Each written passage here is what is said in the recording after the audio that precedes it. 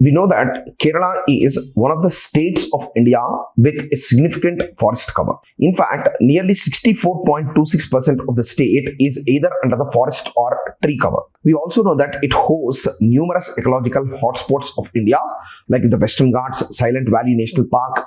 So these are some of the important biological and ecological assets of the state of Kerala. But the conservation of wild animals in Kerala, in fact, started working against the interest of human beings. In fact, in the past decade, nearly 9,000 people fell victim to wildlife attacks, of which nearly 900 people have died. Because of which reason, and along with that, there are increasing numbers of wildlife and or human and wildlife conflict, particularly destruction of agricultural crops, causing huge economic damage to the people. Okay, all of these things, in fact, made the Kerala government reconsider, and the Kerala cabinet has approved an amendment to Wildlife Conservation Act of 1972. We know very well that this wildlife conservation comes under the concurrent list of India. Under Wildlife Conservation Act, even though it might be a central act, the state government can in fact amend the act. And if there is any contradiction between the central law and the state law, then the central law is going to prevail. But the Kerala cabinet has approved, in fact, amendments to the Wildlife Act, which contains, in fact, first and foremost, declaration of wild boars as vermin, which is not done by the central government. Wild boar is declared as vermin. The second one is, in fact, it gave the chief wildlife warden of a region the right to kill any animal which comes in conflict with human beings.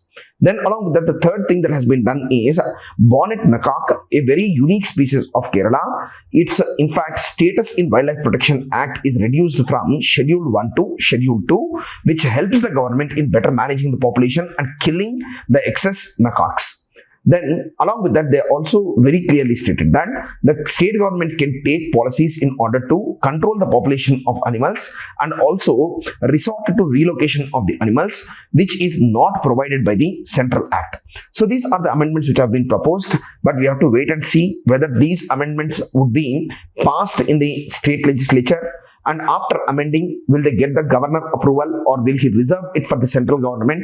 Primarily because it is an amendment of a law which is present in the concurrent list. But definitely, conservation has to, in fact, provide protection to the animal life, but at the same time should also be considerate about human lives. Because without any consideration of human life, wildlife protection cannot be acceptable to the local communities, and without the active support of the local communities, wildlife conservation is going to become very, very difficult for the central and state government.